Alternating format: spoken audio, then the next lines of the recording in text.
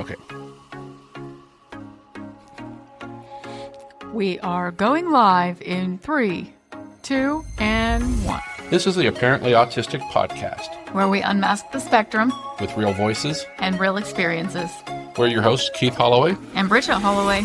And I am apparently autistic. Before we get started, just a quick reminder.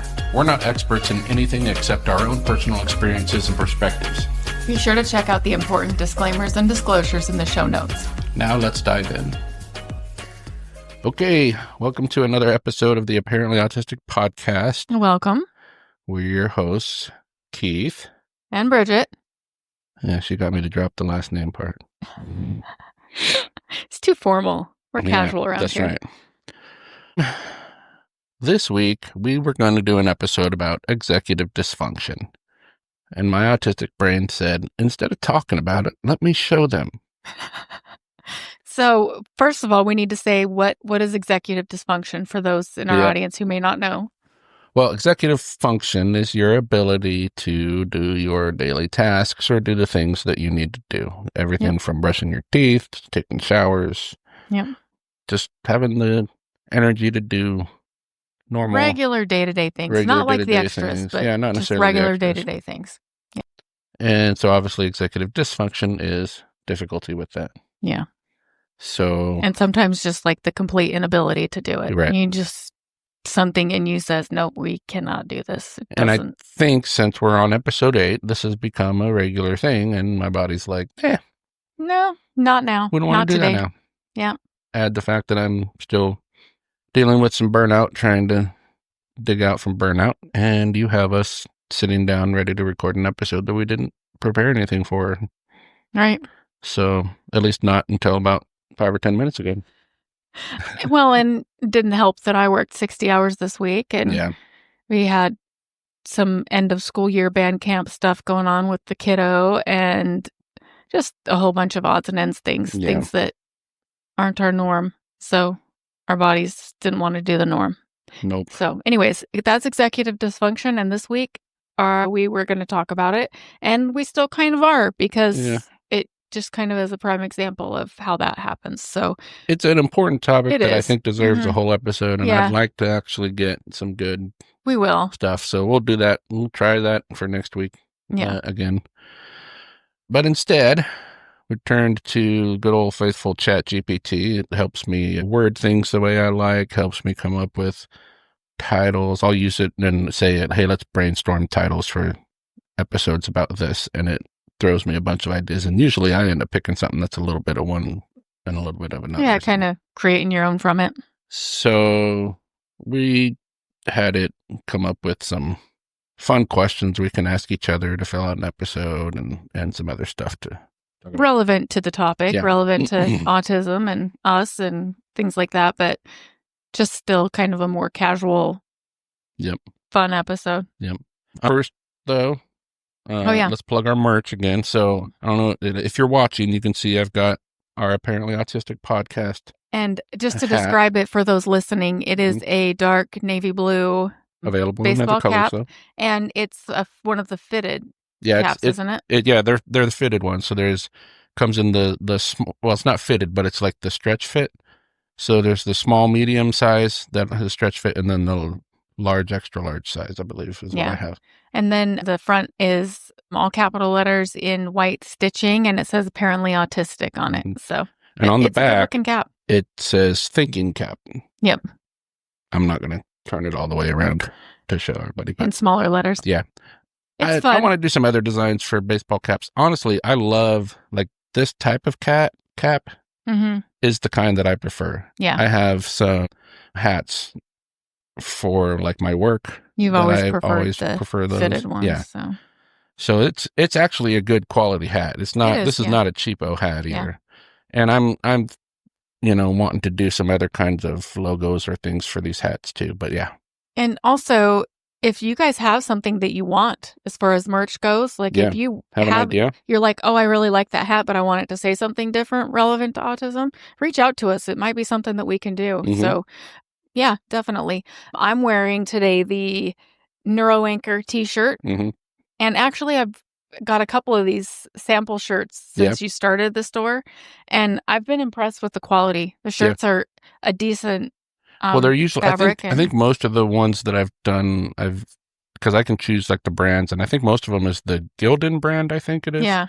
Which is a good quality shirt. They're soft and comfy, and the fit is good, so true to size. And so she's got the Neuro Anchor shirt, and she actually has the version before I changed it up a little bit. It has the Neuro Anchor, and then the actual picture of the anchor on it, and then the kind of definition or like, well, here, let me read it for those who aren't.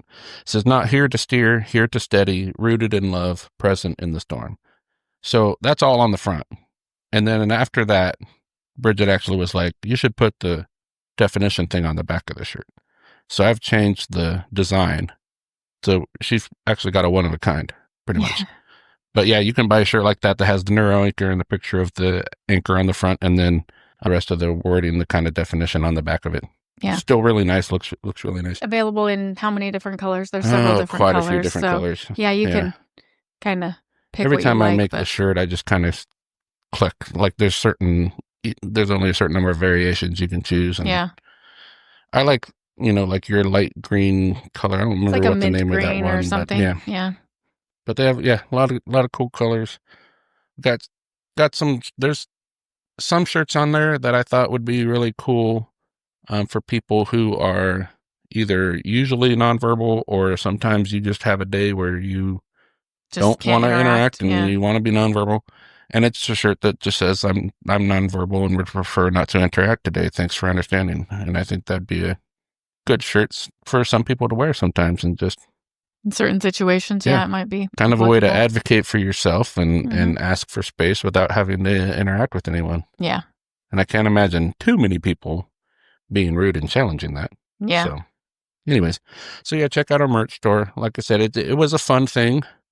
I wouldn't mind if we made a little bit to help pay for the costs of the podcast, but we're not doing this to do this as a job. We're doing it. I'll probably get more involved with the store in coming weeks. And Bridget's a lot better with like business stuff. So I was like, you know what? I'm gonna let you kind of take over the story part of it. Well, and balance out some of the tasks. You do most of the editing, so I can help out with that. So anyways, just something. Yep. Something fun. Check us out. I think it's Apparently Autistic Podcast at myshopify.com. I'll try to put it in the links too. Yeah. But check that out. And then was going to touch on a couple of autism news stories that came up that I was thinking about talking about anyways. The first one, I saw a news story, basically a Swedish study that was published in the Journal of the American Medical Association on neurology.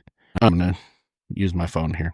It says, has identified a significant link between autism spectrum disorder and an increased risk of developing early-onset Parkinson's disease.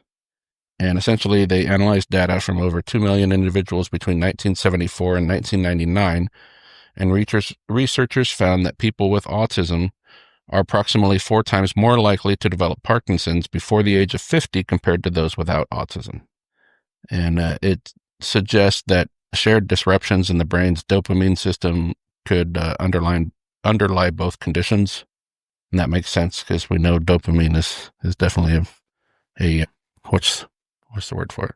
It's definitely involved in autism. We're kind of like chasing the dopamine. Yeah. ADHD too, especially chasing the dopamine.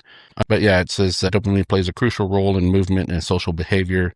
Even after accounting for the factors like medication use and mental health conditions, the elevated risk remains significant, indicating a potential biological overlap between ASD and Parkinson's. Now, it's important to note that it is an increased risk for autistic people, but it's still a low risk. Yeah. Like it's still pretty rare, but it's more likely if you have autism, which is kind of interesting. It caught my attention because, as we've said on here a lot of times, we're pretty sure my dad's autistic and my dad has Parkinson's. Yeah. And when he was diagnosed with stage 4 Parkinson's. Yeah. So pretty advanced. Almost makes me wonder, especially knowing, he's had issues with movement and stuff in the past that was kind of explained away with other explanations. Yeah. Maybe they were earlier signs. So maybe like got diagnosed with stage 4 in his 70s. Maybe he was actually, developing Parkinson's at an earlier age and just wasn't. I think entirely possible. Yeah. It's just an interesting connection that kind of caught our attention. And since it was in the news this week, we thought we'd kind of touch on it a little bit and I bring will it up. Put some links attached to that. Yeah. So you can see I'm not just pulling this out of thin air to come up with something. Well, and just like so many things, there's a lot of different like comorbidities and like different things that go along with autism. So it's like important to bring those to light too, so that people can be aware. And if you start seeing signs of those things, you can look into it to make sure that you catch things early, because early intervention is one of the best things aside from prevention, and you can't always prevent it. So, well, and like with Parkinson's, I've always had this, I don't even know how to explain, almost this feeling like I'm like destined to develop Parkinson's too. I don't know why. Part of it is because I feel like I see such a connection between some of the issues I've faced and my dad has faced, my back issues, my knee issues, stuff like that. And all of those, again, we can explain a lot of those away. Back issues from firefighting and getting an injury to my back early on in my firefighting career, my knees and my back pretty much being finished off when I worked the ramp. Yeah. But there could be other things involved there too. So I don't know. It's an interesting thing. For those who don't know the history, Keith was a firefighter for 17 years, both volunteer and full-time. And then he worked the ramp at the airport, a baggage handler and all of the ramp duties climbing in and out of airplanes and unloading and unloading airplanes. You did that for almost 2 years before you almost 2 years. Got your dispatch license. Yep. Anyways, just a little bit of background so you guys understand the references. But and working the ramp, if you're already feeling a little run down, that'll finish you off. That can finish you off. Definitely. The other news story I kind of wanted to touch on, since our first episode was about RFK Jr. and that ridiculousness. And I'm just going to, full disclosure, I have not read this report. I don't know everything that's in it, so I'm not going to pretend that I know the report. It's definitely something I'm going to read as soon as I get the executive function to do anything else. And you will, and I'm sure we'll probably follow up on it after you've read it. But the news reports about it, it's a report that's been out for a while apparently, but it was recently reported that, again, so the White House put out what it called the Make America Healthy Again report, and it was led by the Health Secretary, Robert F. Kennedy Jr., and it cited at least 7 studies, apparently, that don't exist. Like papers that were apparently written or studies that apparently, that they're saying support their claims and their data or whatever. And it turns out those don't even exist. Interesting. And I know that some authors that were cited as being authors of these studies have come forward and said, nope, didn't write that study, didn't do that. It's kind of scary. Like if you want to make a claim, cite it with a source of a real existing person and say that it's in this paper, and like that sounds credible to people. They don't really usually go looking for those papers. Well, so it's kind of it's one thing I always tell people, like if you really want to make sure that you are not getting misinformation, fake news, whatever, always dig into the sources. Check the sources. The sources. It's that whole trust but verify thing. Yeah. First of all, are they going to actually cite sources? If they don't even cite any sources for what they're saying, and they even, like, sometimes you'll ask someone, well, what's your source for that? If they say, oh, everyone knows, or I'm not going to tell you, or whatever. Yeah. In my mind, I'm just going to throw out that information. That doesn't mean it's automatically wrong, but I'm not going to base anything on it until I see good sources. So it seems that some people will say, oh, well, let's just cite things. And again, I'm not saying this is what they did. It just seems like it could be what they did. Let's at just its face cite value stuff before we look at it more. Yeah. So it's like, scary. Oh, well, this is an official report. We should cite things in it. And then people just kind of make up citations. And this isn't like college where you are like, oh, I know that this is a thing that's true. Now I need to find somewhere that says it and then just cite it as where I got the information. Like, this is an official report. It should be. Yeah. And It's sad because a lot of people depend on that. Yeah. In addition, besides the whole citing papers that didn't exist, apparently there were several footnotes that contained OAI cite, all run together, and which is a marker or an indicator that OpenAI ChatGPT was used to generate the content. Now, I've used ChatGPT to help me out in coming up with slogans, things like that. I don't think there's a problem. It's a tool. Using it, right. Using it as a tool. Yeah.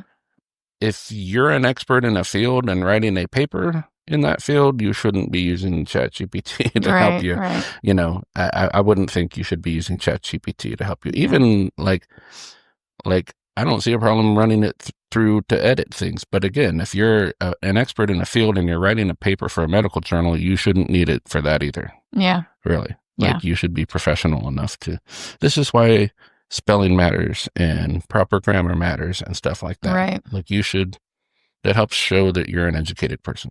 Yeah. So that, of course, throws a lot of question marks into the veracity of it, because ChatGPT is not always going to get, facts right either. So you shouldn't, I want to know about this subject, and just ask ChatGPT to give you the information and then just take it all at face value. Right.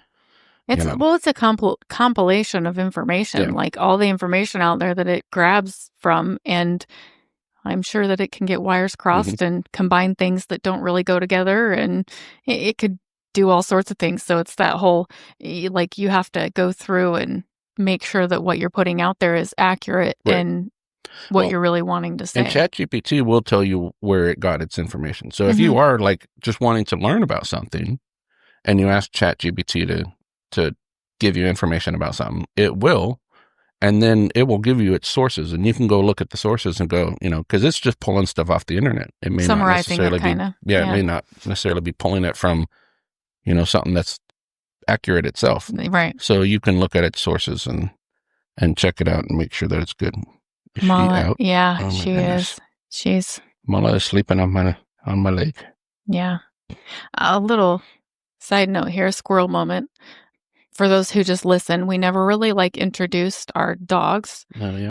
Mala she's about 22 pounds, and we got her as my ESA, and she's really just a family dog. She loves everybody, but she is sassy as can be, and we never knew what her breed was. But recently we found out she is likely, and we haven't had her DNA tested or anything, where I'm still curious to do that to see if there's mixture of anything, but we really think that she's a Portuguese Padango Pequeño.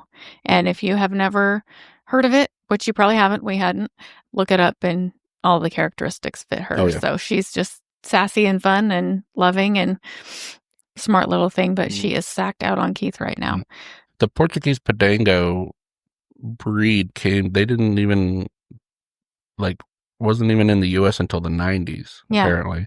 And the Pequeño is like the version of the Padango, the small variation of it. But they're actually hounds. Yeah, they're hound dogs and hunting dogs. The bigger versions of them, really good hunting dogs. The little Pequeños like her are good for hunting rabbits and getting into burrows and stuff, apparently. Which I can totally see. Yep. She needs a job. I said that from the day we got her. I said, this dog needs a job. And I used to have her, she'd follow me into the bedroom when I was getting dressed, and I used to give her a pair of my socks to bring out to the living room for me. She'd just carry them. Mine to be like, hey, take these to Dad. She just carry them in her mouth and take them to wherever you wanted her to. And she needs a job. Anyways, she's funny. And then we have Harvey, it's okay, Harvey, I'll lie for you. He's about 40 pounds, and he's a mixed breed. He looks kind of like a Jack Russell, but he's big for a Jack Russell. He's they told us Jack Russell and Chihuahua mix, but and he's we're definitely there's no way. Yeah. We think that there's maybe a little bit of boxer. Just because of his face. Got a kind of a boxer look to it. He has some floppy ears and some brown spots on him, and he's just... When we got him, he was our second dog. We had Bridget's dog, Skippy, and he was an old grumpy man dog. Yeah, he was the old man. He was the old man. He just wanted to lay on his mama's lap. That's all he wanted in life. Yep, that's what he lived for. And Harvey was this young pup that came in and was very energetic and wanted to play. And Skippy would play with him sometimes, but usually he was like, leave me alone, kid. Yeah. And now Harvey's the old grumpy dog. He's that to Mala, yes. And Mala wants to play. And he actually plays with her more than Skippy did, but he's definitely chilled out a lot since we've had him. We got him April of 2020. He was a COVID dog. Yep. And he's right here next to me laying under the blanket. He always wants to be under the blanket and right up next to his human. So anyways, there are ESAs. He was meant to be Keith's ESA because I had Skippy at the time, and he kind of just picks his human too. We're kind of interchangeable with the dog. It's funny because, Mala's really smart. We know that. And she's always shown really smart. Harvey can be kind of doofy sometimes, it seems. Oh, we call him the derpy dog. Yeah, but it's like when they're needed for what they're like what they're needed for, like they know. Oh, they definitely have some strong instinct. He stands guard for you when when you're like at your limits. He'll sit next to you and be on high alert, like nobody's coming close to you. I'll take care of it. When we were driving from Ohio down to Dallas, driving all of the stuff moving. Moving. It was before we got Mala, because we got Mala out here, so we just had Harvey, and we stopped in Little Rock for the night. Yeah, and I was just I had to go to the store for something that we needed for the night, and I was just completely like overwhelmed. Yeah. I just needed to just sit and just be able to just watch. And Harvey knew. He sat on that bed. When he knows he needs to be in that mode, he'll sit there and he'll make sure he's touching me. He almost like backs up to you so that he's watching out everything that's coming towards you. Yep. And he just stands guard. Yeah. Which was interesting. I mean, they were in the hotel room, not where anybody else was around, but he was like, "I'm here for you, Dad." So it's definitely they're both good, intuitive, loving dogs, and sometimes I wonder. They've had no real training. I think we could train up Mala pretty good. Yeah, she's very receptive to commands. Smart. Again, Harvey's the derpy dog. I mean, he's smart too, and he'll do whatever you want him to do. He follows commands around the house, but yeah. Anyways, good dogs, and we haven't really introduced them much, but we occasionally make references to them on the podcast, so I want people to kind of know. If you want to see what they look like and all you do is listen to the podcast, check our YouTube channel out. With the exception of last week, we always put a video of our podcast out there too. Last week we had another issue with the camera, and so we just posted audio only. So yeah, check that out. You can see how ridiculous Mala is just laying here asleep now. I think she wore herself out. Yeah, she must have. She's so funny. Okay, so pretty much for the rest of the episode that we were going to do, we again used ChatGPT as a resource and came up with like just some kind of fun, lighthearted questions to ask each other last week. Centered around autism and living with autism, but just last week's episode, if you haven't heard it, it was me interviewing Bridget, more along the lines of just kind of her backstory, and then our story of getting together, and then kind of her perspective on when I was diagnosed and going through things and stuff like that. So life of living with a spouse with autism. So especially if you have a spouse that is neurodivergent or especially was just diagnosed, that's a good episode to check out. And don't hesitate to comment any questions. You can email us questions, anything, like reach out to us on any of our social media sources. Yeah. We will happily respond. And I mean, this isn't really exactly that, but if you have a suggestion for an episode or something that you want to know more about, that you want us to look into and you want our take on it, suggest those too. We're open to that. So anyways. For sure. Okay, so here's some fun questions. We're going to kind of go back and forth and ask each other. Why don't you go first, since I interviewed you last week? So you ask the first question. All right, first question.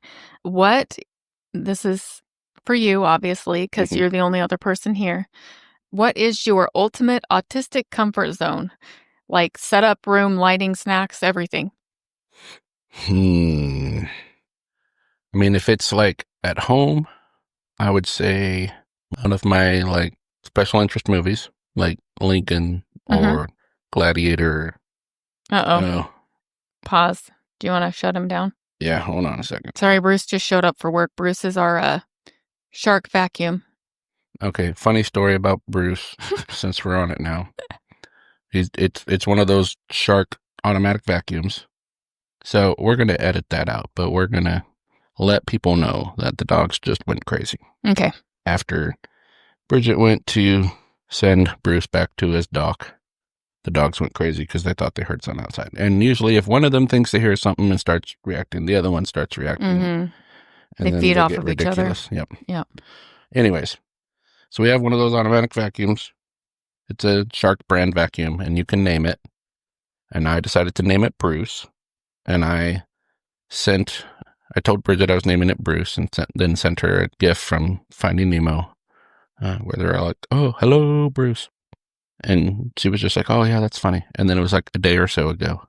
Day or so ago, but like a day or so after. And she was like, "Okay, don't judge me, but I just got the whole Bruce thing." And I was like, "What do you mean?" And she was like, I thought you just called him Bruce so you could do the hello, Bruce. She's like, "It took me a while to realize that was the name of one of the sharks in Finding Nemo, and it's a shark brand. A shark brand." I'm not an unintelligent person. No, you're not. You're very intelligent. But I definitely have my share of blonde moments, and thankfully I'm the kind of person that can just like embrace it and laugh with everybody else. Half the time when I do stuff, you don't even know about it, but I have to tell you out loud because I think it's funny. So yeah. I'm the same way. So anyways, that was definitely one of those moments. I'm like, yeah, you're not going to believe this, but I just got that. Yeah. Okay. So let's get back to the questions. Yes, back to the questions. Okay, I'm just going to go with my number one again. I'll just reread it because that is your ultimate autistic comfort zone. Setup, room, lighting, snacks, and everything. Okay, so I'm just going to say that I can't pick just one. And part of that is because I'm autistic, and if someone says, "What's your favorite anything?" your brain is like, "I don't know anything now." But no, I think one of them is definitely sitting in my recliner, watching one of my movies that I like, either Lincoln or Gladiator or The Fugitive. That's another one that I really like. Yeah. And sometimes it depends on the mood that I'm in.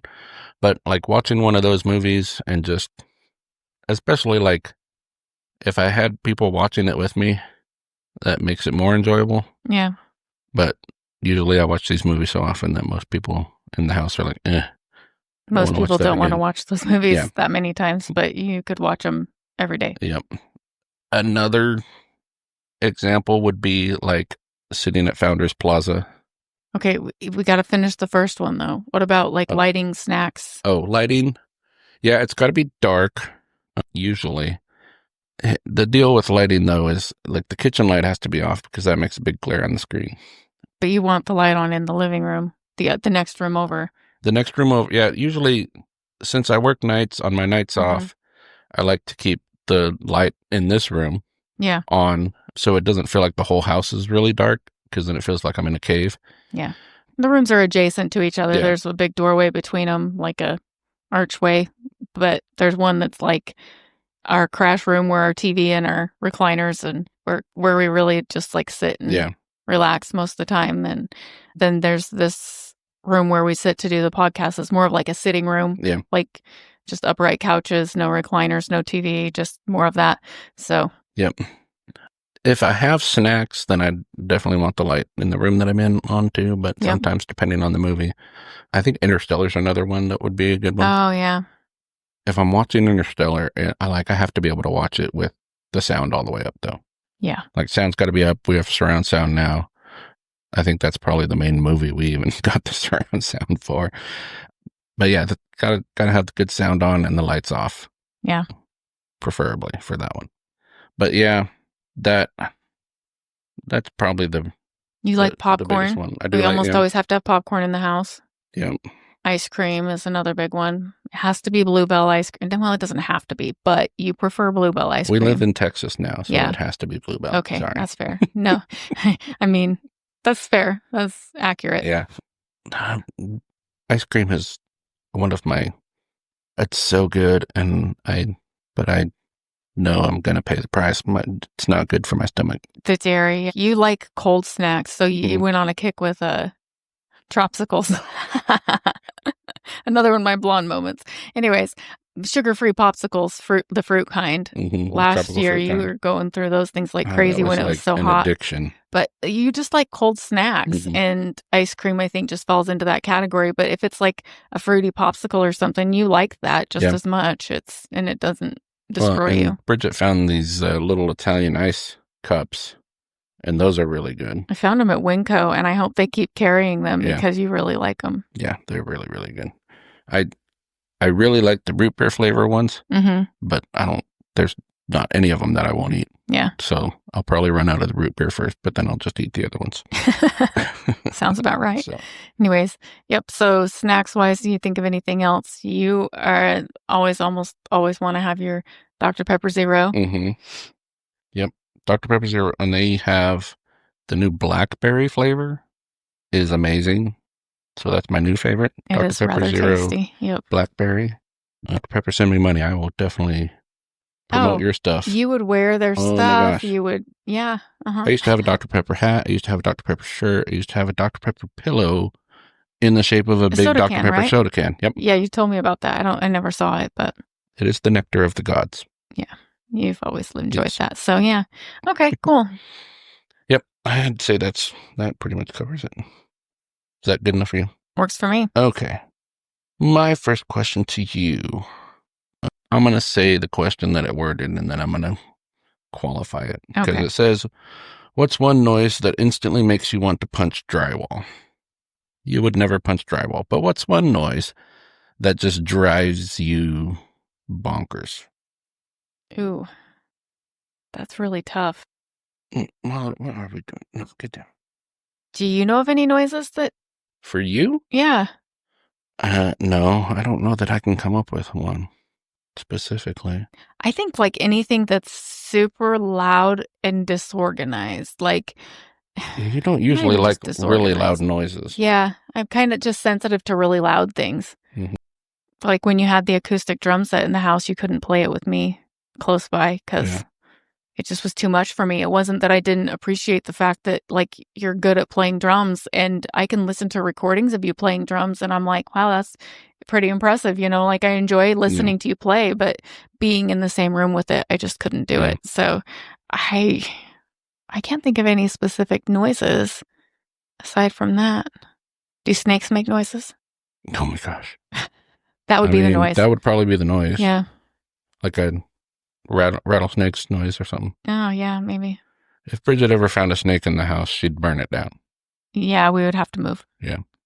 That is like one of her major phobias.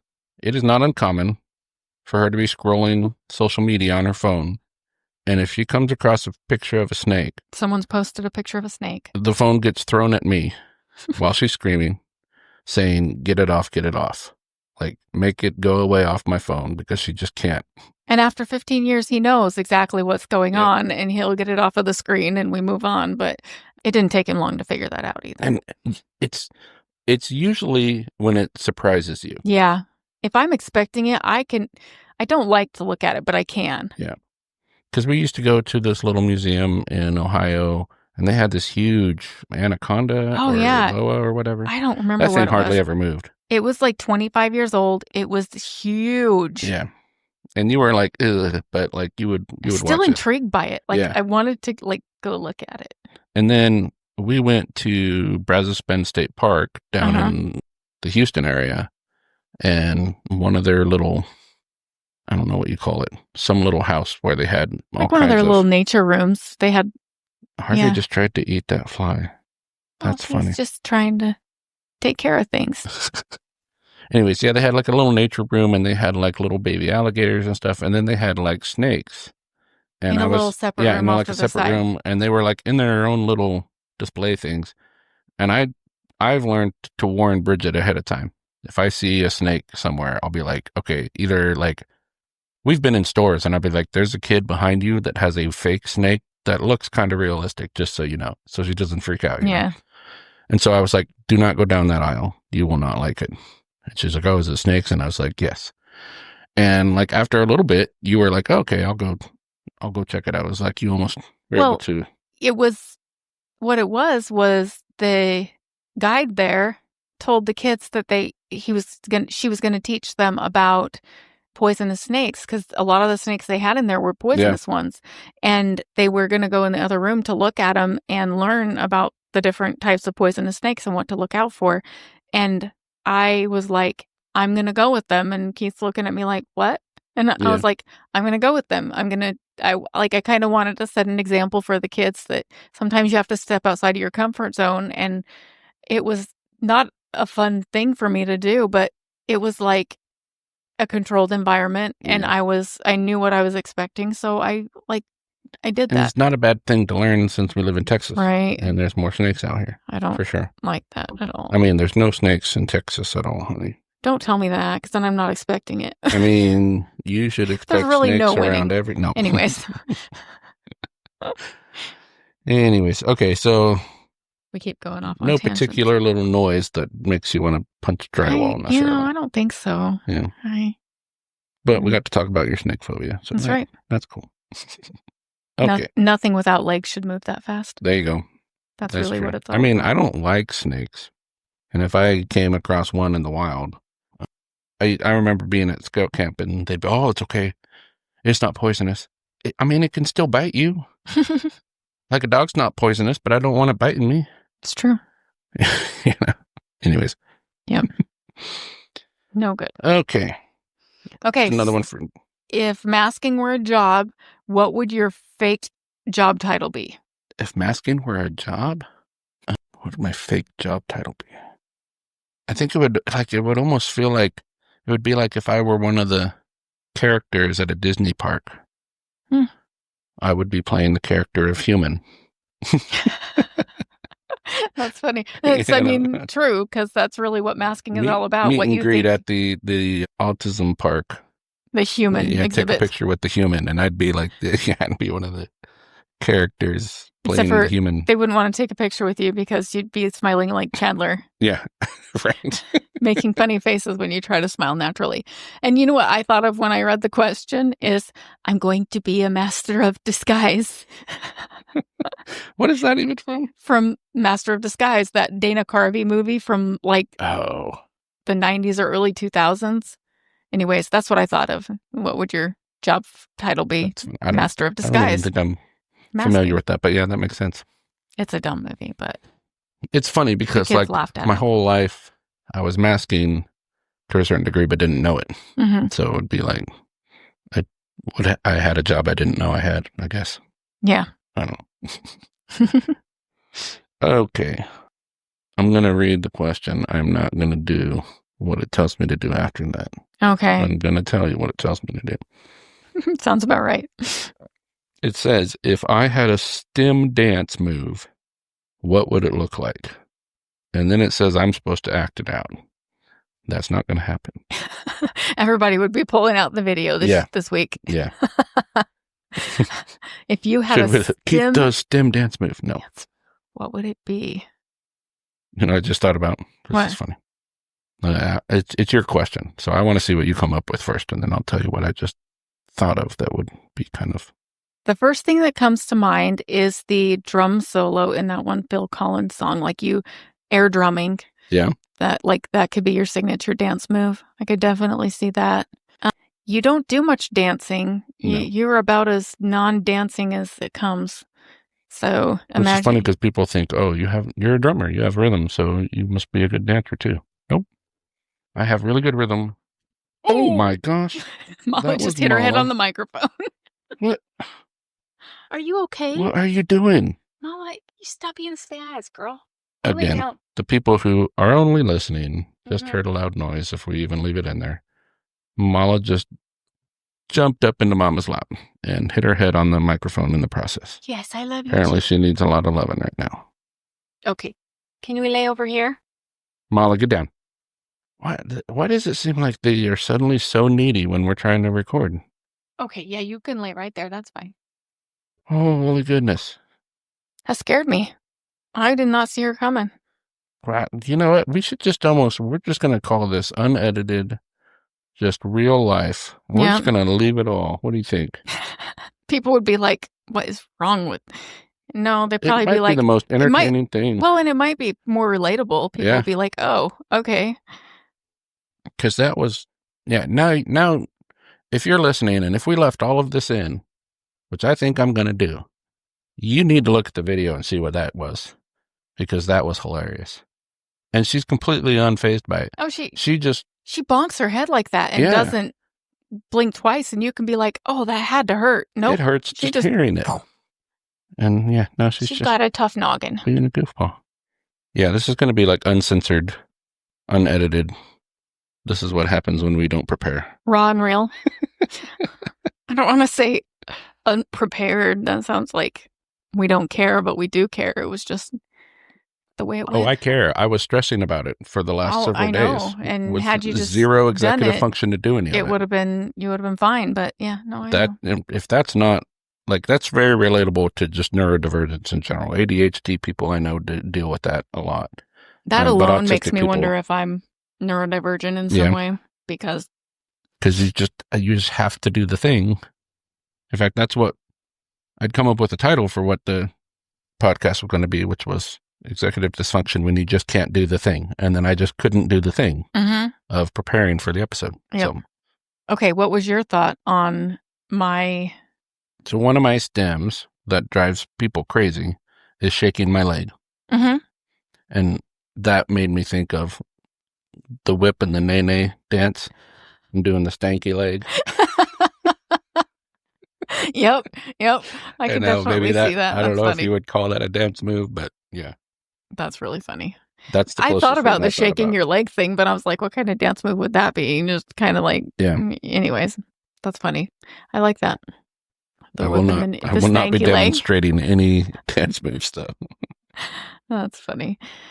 Okay, next question. What is the weirdest thing you've ever hyper-focused on? This is a family podcast. Okay. I'm just kidding. It really is unedited and unfiltered, huh? Sure. Is it a family podcast? No, I'm just kidding. What's the weirdest thing I've ever hyper-focused on? Again, it's really tough asking me these questions, especially when I'm in burnout. I know. Trying to get my brain to work. Put you on the spot. What are some things that I've hyper-focused on? Let's go over those first. Like your special interests, but I don't think that really counts.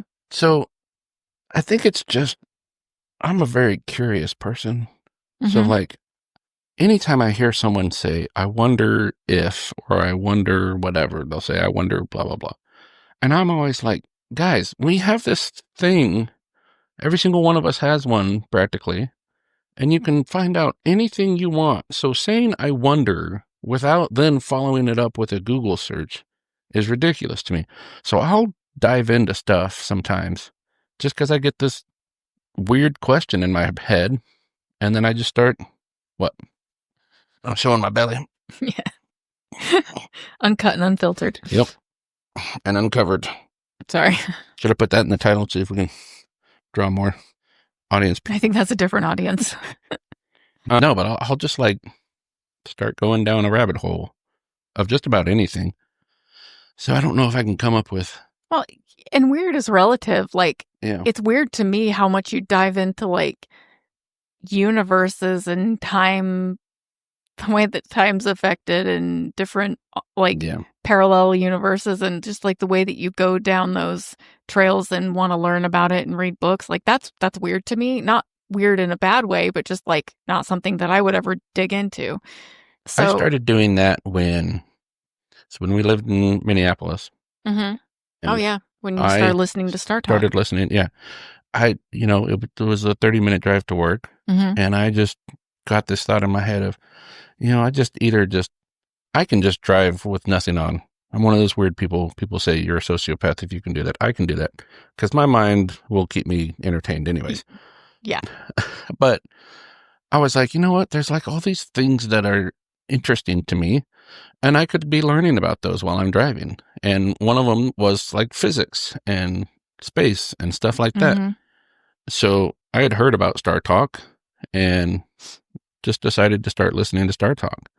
And so I listened to Star Talk a lot, and I started reading books about, from Neil deGrasse Tyson or Brian Greene or Stephen Hawking, and I feel like I'm not anywhere near like an astrophysicist now. No, but I have a general idea about a lot of it that I think most people don't understand now. I would say a way deeper understanding than the general public, for sure. Well, what I'm saying is like as much of an understanding as you can have by reading some books and listening to Star Talk, not like I can't sit here and do equations or anything like that.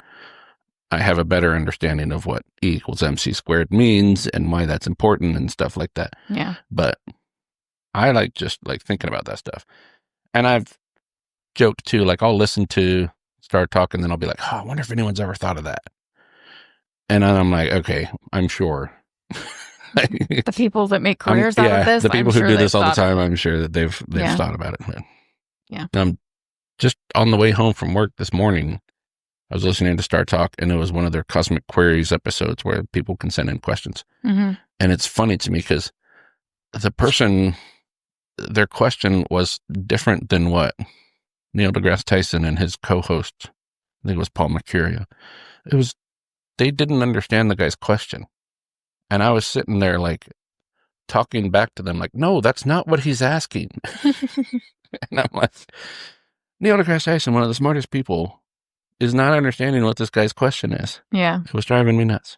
That's funny. But yeah. Anyways, that's probably one of the things, because I can sit there like if I've thought about doing a podcast just talking about that stuff with like our son or other people or whatever, and it would be like I'm not really an expert, but this is what I've read and learned about and stuff. Yeah. Or like just recording little videos of some mind-blowing new thing that I learned. Yeah. Like, you remember when I don't even remember the book, and you might not remember because you just let it all go. No, I probably remember exactly what you're talking about, but I don't remember. It was about black holes. Yeah. Yeah. When I read basically that once you cross the event horizon of a black hole, the time dimension of the space-time fabric becomes basically a space dimension, or acts as a spatial dimension. And so the center of the black hole is the future. And so you can't escape that, because you can't escape that any more than you can escape anything else that's in your future. Yeah. And this is for the audience. Mind-blowing. I don't know what these words mean, but he loves it. So it's like, and I just was like, I kept saying, that's why you can't escape a black hole, because it's in the future, and you can't, it's your future. Once you're inside the event horizon, it's your future. Mind blown. Yeah. And you were like, sure. Yeah. Thanks for telling me. No, I definitely listen, and I'm like, I just don't comprehend on the same level. I guess I'm sure I could learn about it and understand more, but I don't know enough foundationally to comprehend what the words mean together and things like that. So you getting into aviation has taught me that some of it's getting in somewhere in there. And maybe if you were to try to actually learn more about it, you'd be like, oh, yeah, I remember that. Yeah, that's what I'm saying. The same thing, with aviation. If I get more of a foundational knowledge, then I can usually put it together. I just don't have enough on that subject to put the pieces together. Yeah. Anyways. Okay. All right, is it my turn? Mm-hmm. Okay. What's your autistic green flag? Is that I'm supposed to be asking you what my autistic green flag is, or what? I don't understand the question even. What's a green flag for my autistic green flag? Is that like a good, wholesome quality of mine or something? Yeah, you know what that is? I would say like loyalty, not having to worry about, and even when the kids are like, will say something to me about, well, that's not how I remember this, and Dad insists that that's how it was, and I will tell them, I'll be like, if Dad insists that's how it was, he's being honest about that. That's how he remembers it. That's how it was in his mind. Like, he's not being dishonest about it or trying to. There was one time that one of the kids thought that you were reacting to a situation more, you were being more, what's the word I'm looking for? Like more overprotective about a situation than you should have been and trying to make them scared of something. It was like a safety thing or something. I don't remember what the subject was, but they're like, oh, I think Dad's just trying to make me take it more seriously. And I'm like, no, that's like, he's reacting to you exactly the way that he feels about it. Like it's like genuine and loyal. Like I don't have to worry about you being disloyal. Mm-hmm. And I don't have to worry about you lying to me. If you say something, I know that that's your truth. Mm-hmm. So it's whether it matches like facts and textbooks and studies and stuff. I mean, if those were presented to you, you would be willing to learn and change your thing. But what if you say it, that's reality to you. Well, I think it's, some people will act like there's this autistic trait that we can't lie. And that's not true at all. Yeah. And especially when I kind of went through my whole reshaping my worldview, mm-hmm. leaving religion, I kind of re-examined everything to decide what I actually believed and what actually seemed right and true to me rather than trusting just other people who said this is what's true. Mm-hmm.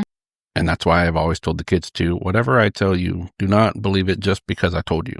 Yeah. Like, look it up yourself, and I'll tell you where I found it. And if you look it up and decide that there's better information somewhere else, please share it with me. Yeah. I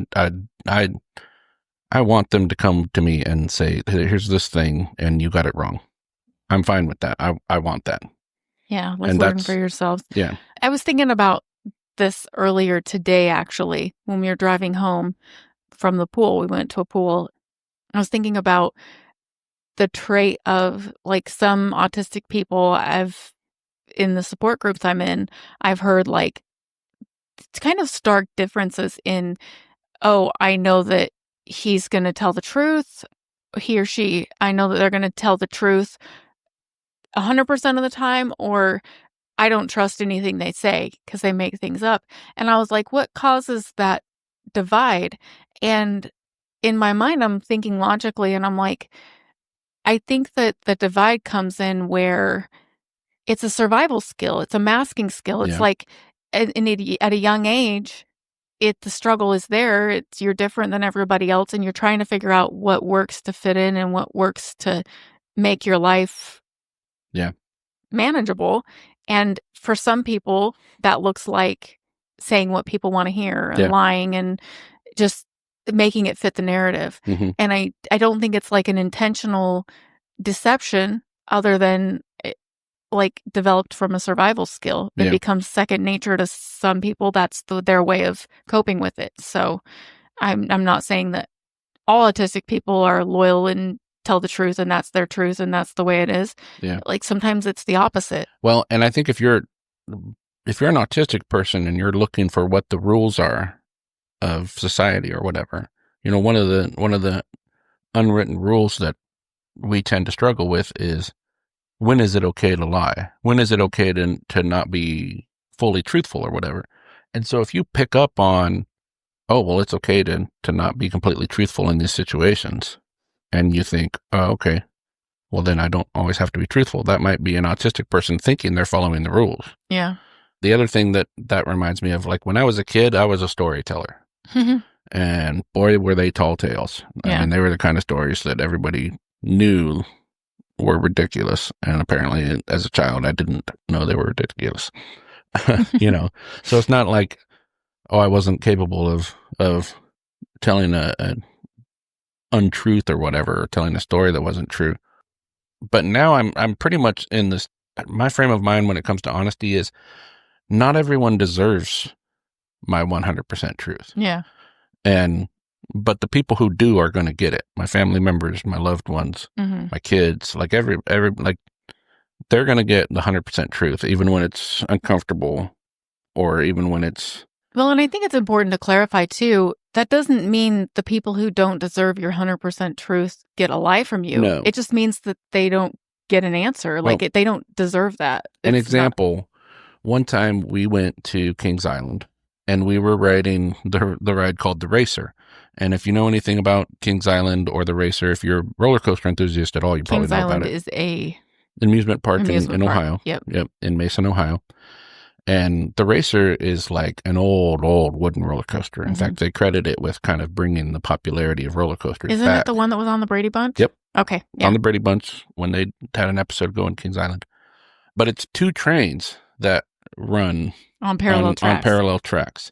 And so when you start out, you're going up the hill with the train next to you going up the hill. And that's why they call it the racer. It's like, which train's going to get back? And so we were riding that with the kids and going up the hill. And some kid in the other train looked over at me and asked me what my name was.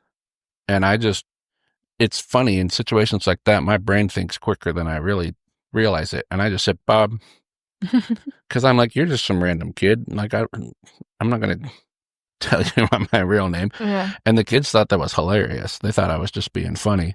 And I kind of was, just kind of being funny and sarcastic. But that's kind of what I'm talking about. Is like, if it's a situation that doesn't matter, if there's no consequence to it, then I don't owe you that. Or if it's something where, oh, you have to tell me this. No, I don't have to tell you that. Like sometimes it's a case where like you have no right. Yeah.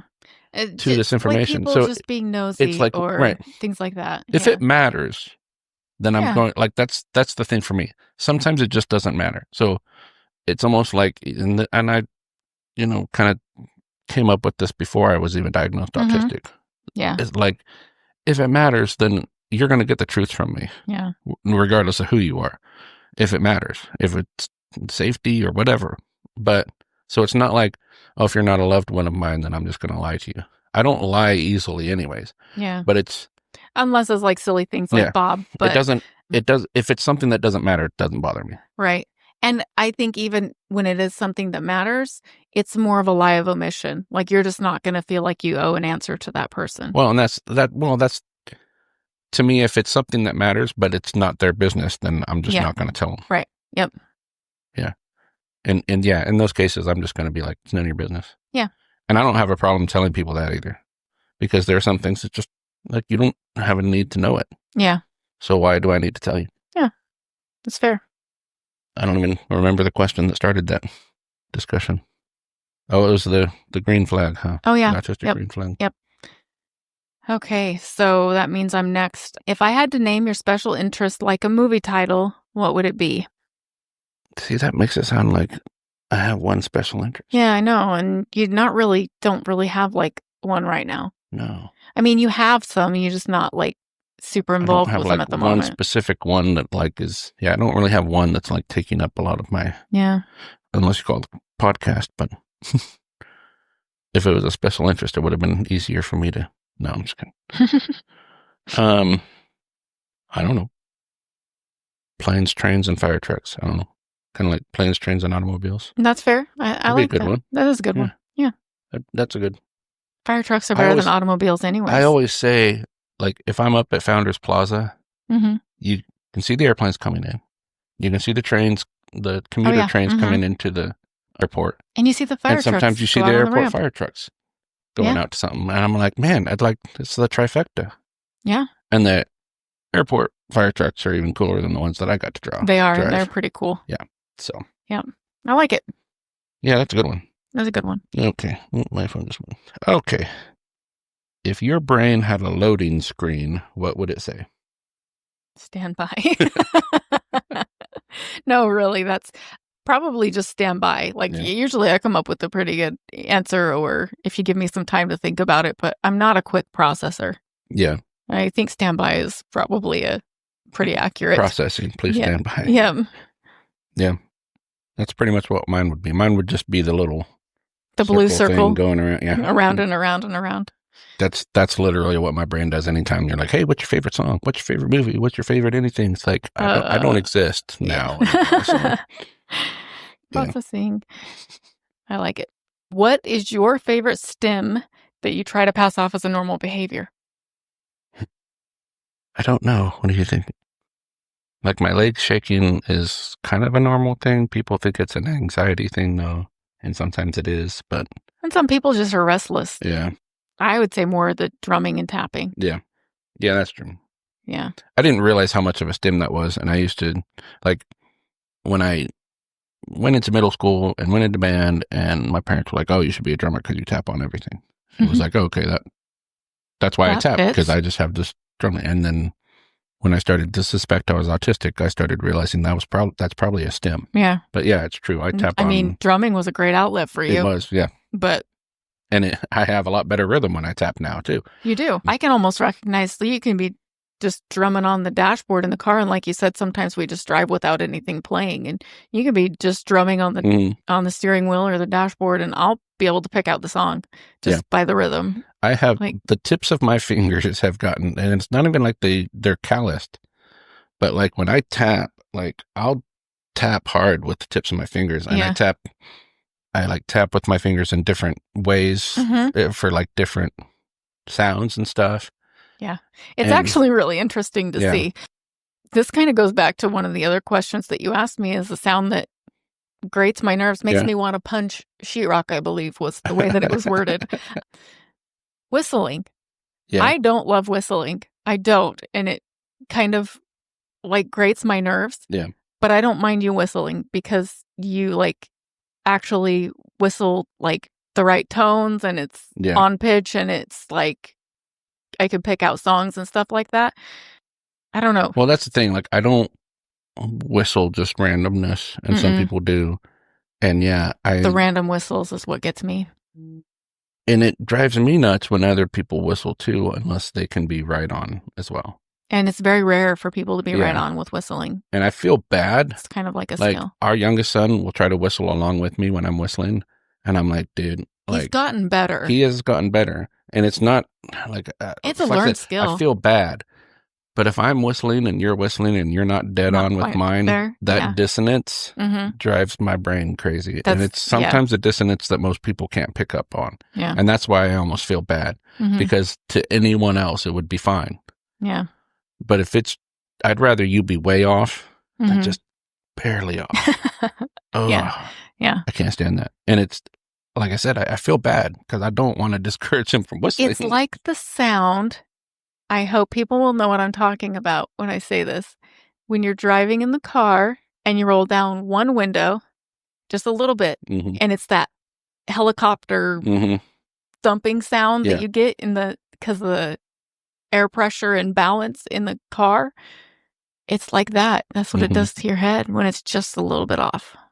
Well, and just to add some context to how I can get so easily overstimulated, I also have tinnitus. Oh, yeah. Yeah. And so I always have a high-pitched tone in my ears and my head. And so, like, I've been dealing with it for a couple years now. Yeah, years now. So I've gotten better, but when it basically is a ringing in your ears that just doesn't ever go away. And before I actually got stuck with the constant, if I got a ringing in my ears and then I'd hear something, it would drive me crazy because it would be off from the pitch in my head. And that's something that I've just kind of learned to deal with it, but it probably adds to the bucket, if you will. Yeah. For sure. Okay. Is it my turn? Yep. Okay. What's something that I do that makes you go, oh yeah, he's autistic, all right. Especially now that you know more about it. I think if you knew what to look for beforehand and then you met me, you'd be like, yeah. Definitely. But what's something that definitely fits in that category? I think watching you interact with people that you're either not around very much or like new people.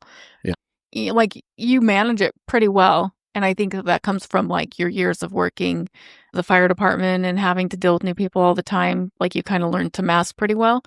But if you're around the new people for very long, you start to info dump and you have zero concept of the other people in the room and when they lose interest. I think that's probably the biggest one. I think that has been a big hamper to my ability to make friends. Yeah, possibly. And it's affected other relationships too, because again, that was kind of used against me in family court. Oh, except it was phrased, oh, he goes off on them. He just goes off on the kids about these things. It's like, no, I'm info dumping. I didn't know that when I was being accused of going off on them. Or else we could have that was before I was diagnosed. Better. I'm not sure it would have mattered. Right, but yeah, that's what it is. And Yeah, even before I was diagnosed, I remember we went out for St. Patty's Day when we were in Minnesota, and we went out with that coworker of mine. Yep. And so, I had a few drinks too, so that obviously loosens the tongue up a little bit. And I just started talking about stuff. And at one point, you gave me that look like that meme that I put up of Taylor Swift giving the look of, okay, you need to wrap it up and talk about something else. Yeah. Yeah. I think that's probably the biggest one. Yeah. I can see that. Yep. All right. So what is your go-to excuse when executive dysfunction wins and you can't do the thing? Well, anymore, I'll just say that that's what it is. Yeah. That's kind of part of the liberating thing of like knowing what it is and learning about it and having the people around you understand is you can just say it now. You don't have to make an excuse. You don't feel like you have to make an excuse. You're just like, I can't do it. Well, because like in the past, especially before I knew what was going on, like when it came to like papers for classes and stuff like that, my executive function or dysfunction would keep me from writing it until the night before. And then until it's like do or die. Yeah. And then it's like suddenly once it's that urgent, then something else kicks in and you can get it done. And I've always been good at writing papers at the last minute. My high school senior year research paper that I had to do was on the Globe Theater, and it was supposed to be something that you were supposed to research for weeks and work on for weeks. And then this was back even before we turned in typed papers. They didn't trust papers from the computers even. And so it was when you had to write a rough draft and then you had to put edit marks on it. And like I did all of that the night before. I wrote a rough draft. I marked it up. I used the encyclopedias that we had that were really old, but it's okay because so is the Globe Theater. Don't think they learned anything new about it, true. So it was okay that it was it's really a good old subject when you're dealing with old encyclopedias. Right. So yeah, like, and I did that all through school, and maybe not knowing helped almost in that because again, here we are. I mean, we're throwing a podcast episode together, not even necessarily at the last minute, but there was nothing that helped me get it done. Yeah. Once I got, close to it, at least not what we were planning on doing. Well, and I think it's interesting because you tell that story, and I was a lot like that in high school too. And I have almost an identical story about a research paper my senior year, but mine is like procrastination, and I work better under pressure. Like you give me a deadline and short time frame to do something, I'm going to make it happen. Yeah. But you drag it out for weeks, and you gave me weeks to do this. It must not be that important. Yeah.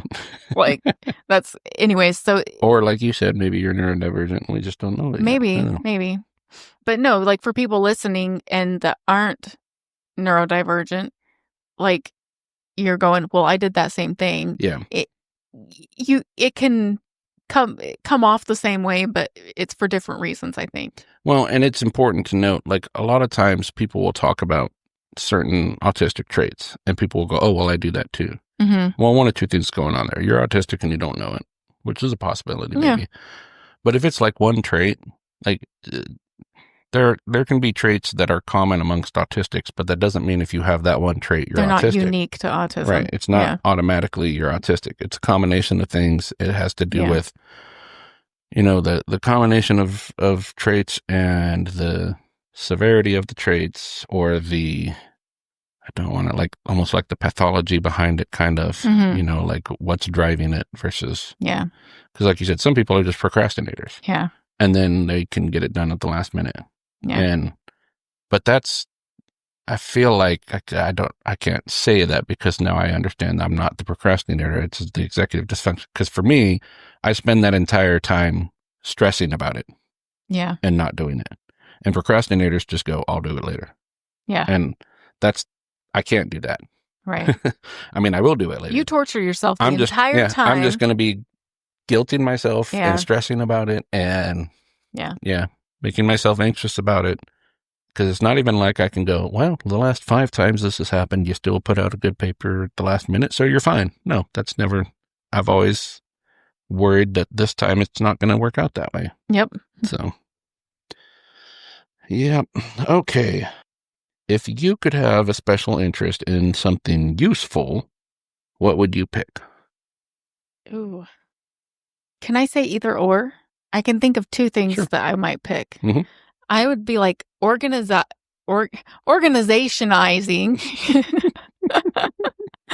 Organizing. Yeah, something.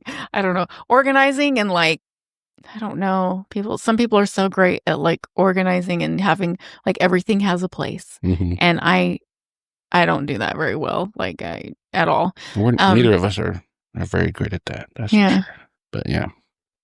And then the other one I think would be like cooking. Yeah. If I had like all the time and resources to just focus on that, I would really love like cooking and running, like, I don't know, just trying all different types of things, cooking things. Yeah. I just don't have the time. I don't have the kitchen tools. I don't have the endless ingredients. Like, I'm interested in it, but I just don't delve into it. And for most of our years together, we were both working full-time jobs. Right. Like multiple when going to school. Just don't have the time for whatever. it. We just didn't have the time for that. Yeah. Most of the recipes that I cooked were either really easy or I got them from my ex-wife. So that's true. It was a funny thing you told your sisters, I think, when we first got together was, well, we were married and I wanted to make something that she had made. And I just emailed her, hey, what's the recipe for this thing? And you thought it was hilarious. Yeah. Well, that was like early on. Yeah. And you guys like. We were not getting along well, really. No, you were getting along fine at that point. Oh, okay. So it was like, because even when you and I first got together, we weren't getting along great with her. But we kind of, you co-parented fine. Like it was okay, like you kind of had like a mutual like respect for each other and worked fairly well together, I would say, for a couple that's been divorced for not super long, and then when things went bad, they went real bad. So you definitely did most of the cooking back then though. And you pulled recipes from where you knew them. It was not anything crazy though. It was like beef stroganoff, or I think the best recipe I had was the chicken enchiladas, and that's what I was going to say. That's the one you got from her, from my ex. Yeah, and it was good recipe. She's a good cook. Yeah, at least give her that. Okay, your turn to ask a question. Oh, my turn. Yeah. Okay, what is the most chaotic? I knew this was. What? It's worded weird. What's the most chaotic I knew I was autistic when moment? Oh, chaotic. I don't understand the chaotic word in there, so make it make sense. I mean, being a late diagnosed person, it's like I can look back and go, someone should have known I was autistic when, and I don't think that there was one moment where I was like, ding, I got to be autistic. So I'm not sure that there's like a collection of things, like just little things here and there that as the person who's experiencing them, you pick up on and you were able to collect them. But it only took you how many years? 40 some odd years. Well, I think the only reason, the only way that chaotic makes sense in there is it was the chaos, like the chaos of my life, looking back and like looking at that and realizing how much of that was being near meltdown or in burnout or being pushed to that or other autistic traits. Like when we're told do your best, we think that means you should be doing the absolute best you can possibly do. And like, it was a revelation to me that when neurotypicals hear do your best, that means just, do a good job. Yeah. Put in a good effort. But when I'm told do your best, that's like you should be exhausted and about to die when you're done, because that's the best you can do. Highest level you can possibly do. Yeah. So it's like a lot of little things like that. But all of that like built the chaos of my life. Yeah. That really like again, looking back, the chaos is just a big sign of it for sure. That's fair. Yeah. But yeah, that is a strangely worded question. What's one neurotypical phrase that immediately makes your eye twitch? All of the common cliche ones that we hear, you must not be very autistic. Yeah. That one gets me because you are or you aren't. It's just the whole spectrum thing, not understanding that. Yeah. Yeah, I think that must probably be a very minor case. Yeah. My favorite is, and I don't think I've ever had this specific conversation, but it's always been kind of similar. Like okay, why are you weird? Oh, I'm autistic. No, you're too normal to be autistic. Like, wait a minute. Like, what? You just said I was weird. Right. Yeah. And it comes from the misconceptions and stereotypes that autism is, like Rain Man or, like kids that struggle with even talking or, that's what most people see as autistic. They don't realize that people in their everyday life that they talk to on a regular basis could be autistic. Yeah. One of the reasons I made this hat, like I always wear a hat and I want to start wearing this to work. And it's like, do I want to put it out there or do I not want to? Part of me wants to just put it out there and be like, yeah, hey, you guys work with an autistic guy. And yeah, you know me as the quiet guy, not because I'm autistic, but I still can do my job and I'm still good at it. And that's why, though, if we have a disagreement on something and I'm pretty sure I'm right, I'm not going to back down from it either. And that's why I'm going to tell you exactly what I think about your idea. And you might think that that's me calling you stupid, but it's not me calling you stupid. It's me calling your idea stupid, maybe. like it's little things like that. Yeah. Because I know I've interacted with people at work that now think that I'm a jerk, and I've just real direct. And with you, if you don't know you, it can be taken the wrong way, but it's not personal. No, it never is personal. There's not a person that I work with either that I have a personal problem with. Yeah. But I know that there are some people there that have a personal problem with me. And it's like, you can have a problem with somebody's idea and tell them that the idea is stupid and then go on to work with them and not have any issues. And I might even react strongly about it. Like, because I joke sometimes too that I have two settings, quiet and not at all quiet. Right. And, if I feel strongly about something and I especially think that it's a particularly bad idea, I'm going to be very strong in expressing that opinion. And it's not an opinion about the person. It's an opinion about the idea. But people don't separate that. No, people don't separate that. And if they don't know you well enough, and then fast forward a week and you're acting like you can interact and work with that person just fine. And they're like, wait, I thought we were mad at each other. And you're like, I was never mad at you. What's the problem? I don't have a problem with you. Yeah. Well, and especially like, even if there is somebody that I have a problem with, if I'm at work and you're a coworker of mine and we have to work together, I'm going to do my job and I'm going to interact with you. And there's no reason why whatever personal beef we have with each other should be affecting that anyways. Yeah. I'm just not that kind of person. Yeah, I'm just not that kind of person. Like, I'm not even going to give you attitude. Even if I were to see you on the street and give you attitude, if I'm at work and I'm doing my job, I'm just going to. Here's my thing with that. But there's not a single person at my work right now that I could say that I would feel that way about anyways. Like, I don't have a problem with. Yeah. But I know a couple people, at least, that think I do. Yeah. And they might have a problem with me, whether I do have a problem with them or not. I don't know.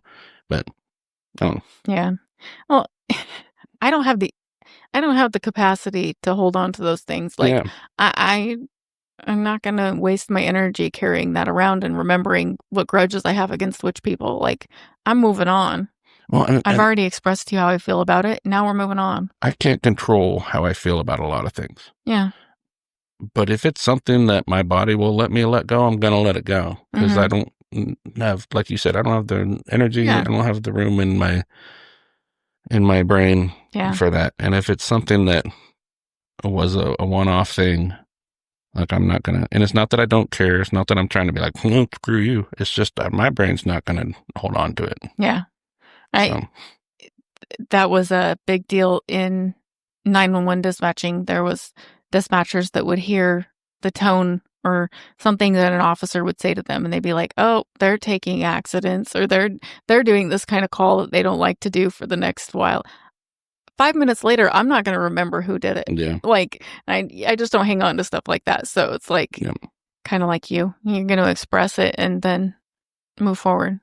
Well, way back years ago when I was a 911 dispatcher and a police dispatcher, I wouldn't hold on to it for a long time. Sometimes in the same, I wouldn't do like you're saying, like, but there's one example that I always tell you about. And it was an officer who, I don't even remember the situation, but it wasn't involving him. But he sent me a message because they could send messages on their MDT to the person working the radio. And he said something to me about how I don't care about officer safety. And I took that offensively because that's your entire job. When you're working the radio, that's your entire job is officer safety. And I really, really cared. And I did a good job. All right. So one of the things that we're supposed to do when you're working the radios, and anytime the officer's out on any kind of call, especially a traffic stop or something, if you haven't heard from them in 5 minutes, you check on them. And you just say their name and say checking. And they're supposed to come back and say checking clear. And you're like, okay, good. And then you don't hear from them again for another 5 minutes, you'll check on them. That's for their safety. Make sure nothing's gone wrong. Sometimes they'd be out on calls and they'd say cancel checks. And if it's not a big deal call anyways, you might stop checking on them every 5 minutes.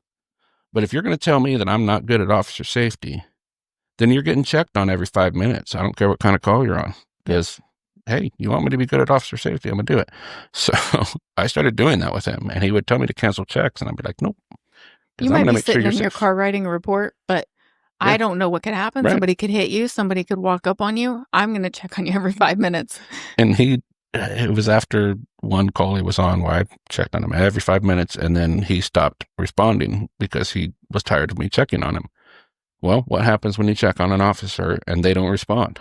Everybody's coming. Yeah, you drop what's called dropping an assist. And when you drop an assist, everybody who's anywhere close starts heading that way. So that's what I did. That was my job. Especially, it didn't matter why I was checking on him every 5 minutes. If he's not responding. If he doesn't respond, I definitely wouldn't have been caring about officer safety Right. So obviously, as soon as I dropped an assist on him, he came across and said, cancel the assist. He's fine. And then he called in after that call to try to complain to my supervisor about it. And she's like, I'm sorry, you're complaining that he's doing his job? That's literally what he's supposed to do. Like, that's the policy. And you were the one who told him, that he didn't care about officer safety. So, So I held on to that for a little bit. But that was more like okay, now I'm going to follow the letter of the law. That kind of like that rings true with autism. Right. Like, doesn't it? Looking back at that, that's like, oh, I've just been told by somebody that I did something wrong. I'm going to follow this to the letter of the law. And truth be told, even before that, when they said cancel checks, there'd be times where I'd be like, no, I've still gone too long without hearing from you. Yeah. I'm going to check on you again. Yeah. And it may be 10 minutes instead of 5 minutes, but even if they told me to stop checking on them after a little bit, I'd be like, no, I don't feel good about this. Yeah. So definitely. Yep. We're filling out a good episode here, I think. Yeah. Especially if I don't edit it. Oh, goodness. If you had an Autistic Achievement Unlocked badge, what would it be for? Autistic Achievement Unlocked. Like doing some kind of great autistic thing, or like something that, an autistic person did that. Like, I think it could be either. Like, abilities of autistic people are so wide ranging, though. I think it probably is more of like the first thing you said. Like an autistic trait maybe that I really, really show or something. I think it would probably be like deep dives, maybe. Like diving into information, special interest. Though it's like, I don't know any autistic people that if it's their special interest, they don't really dive into it. But so I don't know. Maybe, okay, this one makes sense. The fact that I have been able to leverage my special interests into my careers. Yeah. I think that's a big one. And I think And maybe not every special interest could do that. I wish we could live in a world where that were true, because I think that's all valid. But the fact that I spent 17 years as a firefighter, 911 dispatcher, EMT, all of that stuff, like that was very much a special interest. That was like a dream come true job. Yeah. And when I had to find a whole new career, it was like, what the heck am I going to do now? And it was definitely when I was more aware that I needed to be interested. Yeah. In order for my brain to engage. So when I was able to, kind of fall into aviation the way I did. Yeah. And find something that I could do that was interesting and was along the lines of a special interest. So I was, still interested in it. Well, it's kind of funny because when you were trying to figure out what you wanted to do and you'd been working on the ramp, you went to the local community college. This is a funny story to me because it screams special interest airplanes to me. Like you went to the community college and you were trying to get information on their pilot program. Yeah. And they were talking to you about how much it costs and hours involved and to get to commercial pilot and what it would take. And they told you, because our family situation at the time, they told you that financial aid doesn't pay for any of it. And you literally looked at the guy at the aviation school and went, okay, what else you got? Yeah, that's exactly what it was.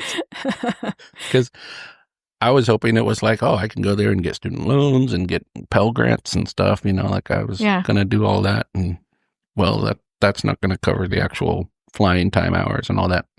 All right, what else you got? Yep, that's literally exactly what it was. And it was like specific to an aviation school, but it was like in your brain, you knew, okay, I have to do something I'm interested in, and I'm interested in airplanes. So I'm here to find a job in airplanes. Yeah, and that's because he knew that's what I was talking about was aviation. Yeah. So it wasn't even what else do you have at all. It was what else you got aviation wise. Yep. And it was, well, we have an aircraft dispatcher program, and that's when my brain that makes connections to random events remembered years ago when I was a volunteer firefighter. There was a couple that was also volunteers at our department, and they said something about getting their aircraft dispatcher license because they could get a job at Continental, which was based in Houston. Mm-hmm. And they were like, oh yeah, pay $65,000 a year, which this was in the 90s. Yeah. So that was really, really good money for the 90s. And my brain went, oh, I think I remember hearing something about that. And then I was like, well, tell me about it. And I was like, because I said, I was a 911 dispatcher. Is there any connection correlation there? And he's like, well, kind of. And he explained it to me. And I was like, yeah, let's do that. Yeah. Like, that sounds good. Yeah. And that was even before, like, I then started looking into, like, what's the income potential? Because that was the other thing that was driving me. That was right after you had been diagnosed with MS. Yep. And I was like, okay, we might be facing the reality of someday I'm the only one who can work. It was a scary time because I had been diagnosed, and I, the first year, just saw a general neurologist, and I basically was operating in the mindset of, okay, I'm fine for now. Not fine. Like, I was dealing with a lot of things, but I can keep functioning and working for now, but it's just a matter of time till I won't be able to. And it wasn't until like over a year later that we saw a specialist who actually gave us hope and turned that around for, more aggressive treatments and getting ahead of it and things like that. So now it's... And I know what some people might be thinking, a neurologist is already a specialist, but this is an MS specialist. Okay, yeah. A neurologist who only specialized in MS. Yes. So... Dr. Aaron Boster, look him up on YouTube. He's a freaking rock star in the MS world. So if you somehow have an overlap, know someone who has MS, definitely changed the course of my future, like night and day.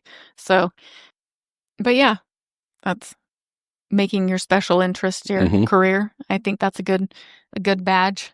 Yeah, for sure. And that's, when we were talking about special interests, that was one of the things that I said that I understand it might be a pie in the sky kind of a thing for some people. Can you make your special interest a career? Can you leverage it into a career? Yeah. And, it may not be able to go straight into, exactly the same, but there might be a way you can kind of connections along the way and work into it. Yeah. Kind of close. Like one of the other jobs I considered a long time ago too was literally being a train conductor. Mm-hmm. And that would have been really cool. And that pays pretty good too. And like that would have been something too. And like I said, I knew from an early age when I was trying to figure out what to do with my life that if I wasn't interested, my brain was not going to engage. So I think that's true for a lot of people, and people do careers just to survive in life, and there's nothing wrong with that. It's respectable. It's almost cliche for people to say that they hate their job, though. Yeah. And like, that would be impossible for me. Yeah. If I hated my job, I wouldn't be able to do it. Yeah. And yeah, there's days I come home where I'm like, man, I'm glad I'm home. Or, like when I got off work this morning, I was like, thank goodness it's Friday, because I need a break. But I still enjoy the work. Yeah. I don't dread going to work. I don't hate being at work, and there's some people that, they're like, oh, I hate my job, but, it pays the bills. Right. That just wouldn't work for me. Yeah. I mean, some people can do that and they make good money doing that, and it supports their hobbies and interests outside of work. And that's fine too, if you can make that work. But yeah, for some people, it just doesn't work that way. And we've been pretty lucky with your interests. Yep, for sure. Cool. Where are we at time-wise? We're pretty good into this. Oh, we do like one more question each. Sure. I'm going to look over the last few and I'll pick one. I'll just ask you the next one because I like it. What's your favorite kind of shut off the world day? Oh, just me? And you can't say taking a nap all day long. That would be. If she could win an award, it would be for nap taker. I am a pretty good sleeper. Go ahead. He jokes, and he told me recently, he's like, you are the only person that I've ever known in my life that gets a huge smile on their face when they just lay down in bed. Yep. Like especially since, she works afternoons, I work nights. So if I'm saying goodnight to her because she's going to sleep and I'm going to be up all night, like tucking her in, she just has the biggest smile on her face when she's all cozy in bed and ready to go to sleep. Like, not that people hate going to bed, but it brings me joy. It does. It literally brings me joy. People do it because it's part of what your body requires to keep functioning. I thoroughly enjoy it.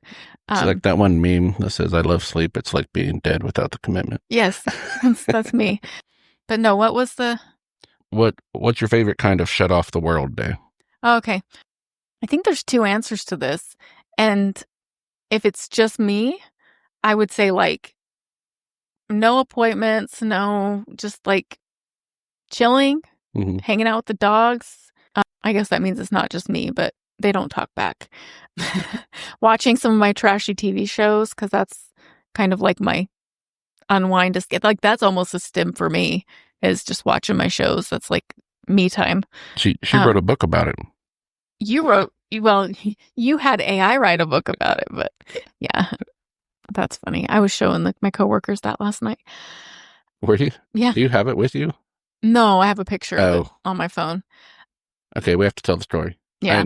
I saw one of those ads where it's like $30 and you like give them a little bit of information about whoever you're buying the book for, and then upload a picture and it will write a full like 250-page book about the subject. And so it basically wrote a book supposedly by her about how... Rewinding a little bit more, because the subject is important. Yeah. I have always watched reality TV shows, and it's ranged from some of the series that were on MTV to TLC series.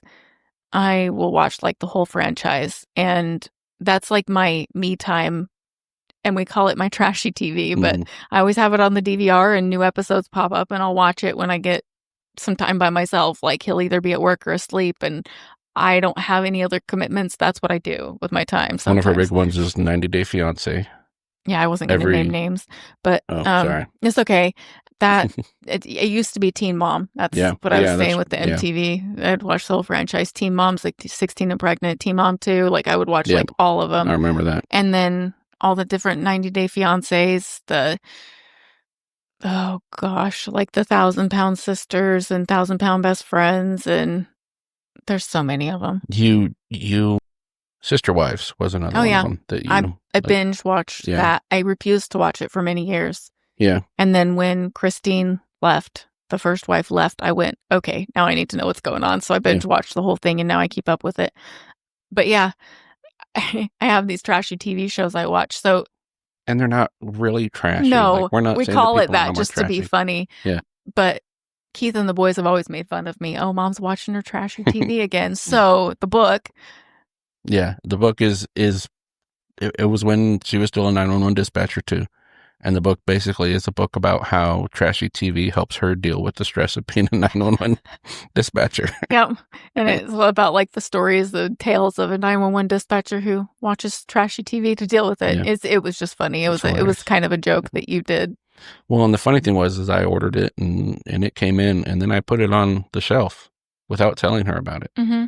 And it sat there for like 2 weeks without her even knowing it was there. And then finally it was like, I was like, hey, what's that over there? And I literally had her standing in front of the shelf, in front of the book. It wasn't like, in there so you could only see the spine. I had it like laying kind of, and it still took her a second before she was like, wait, what's this? And I was like, man, if I didn't like send you over there, it probably would have sat there for a year or more before. Yeah, it was, but I mean, it's not like you go to the bookshelves and look at stuff all the time anyways. So, but yeah, it was just funny. Yeah. A good joke, but cool. That's So watching your TV shows. Yeah. The dog's in your lap. So yeah, but if it's like a family day, like just some activity with the family, like a nice dinner, hanging out, like nothing too crazy, but I don't know. We like to go bowling. Like that's a fun one. We used to we'd play card games. Yeah. Or board games. Yeah. Cards Against Humanity, we'd play that. I don't know if it's inappropriate or whatever, but like sometimes we would have some Jaeger. Yeah. And I laugh really hard when I drink Jaeger. Bridget's drinking. Bridget is hilarious. And it's hilarious because she's lightweight too. Yeah, for sure. So it doesn't take much. And her laugh once she's a little toasted is hilarious. Yeah. And that just always makes that game even funnier. Yep, definitely. But it wasn't about like the drinking. It was all of us laughing and having a good time. And it was let loose and have fun as a family thing. So yeah, family time. So, that definitely would be I'm sure we're getting judgment for some people of how is playing Cards Against Humanity a family time. Our kids grew up with a 911 dispatcher mom and a firefighter dad. So yeah, there wasn't a whole lot that was as censored. Right. I think it's really funny to listen to a teenager read some of those cards in front of their parents because at first they were like embarrassed to read them, and then they got to the point where they're like, you know what, loud and proud, I'm just gonna say it. So, and we've always been the parents who have been like, if you ask us a question, we'll answer it. Yeah, we're gonna. So even if it's like about a touchy subject or an embarrassing subject or whatever, so sometimes things would come up in there and they'd be like, what's that? And we'd always go, do you really want me to answer the question? Because I will give you the answer. And sometimes they'd be like, yeah, and sometimes they'd be like, no. Or sometimes we'd be like, you don't want to know. Yeah. If you really, really want to know, we will tell you, because we always wanted our kids to feel like we would. Well, we wanted them to have good information, like accurate information. Yeah, I'd rather because they're going to go ask their friends anyways, and who knows what they're going to say. So, yep. Okay. This is a good one for you to wrap up with. Okay. Because of your music background. Okay. So, if being autistic came with a soundtrack, what genre would yours be? Oh my gosh, I don't think there is a genre that it could be. The soundtrack would be the mixture of all the kinds of songs I listen to anyways. Because, name a few. Okay, so I will listen to anything from classical music to the Carpenters, to Rush, to Nine Inch Nails, to Metallica, to Dr. Dre and Snoop Dogg. Like, I will listen to almost anything. Tell them about one of your more recent playlists that you made. Which one? The country one. Oh, yeah. I made a 90s country playlist. Like, I used to say, I'll listen to anything but country. And even when we first moved to Texas when I was a kid, we all wanted to hate Texas. So, because it was way too different from California, where we moved from.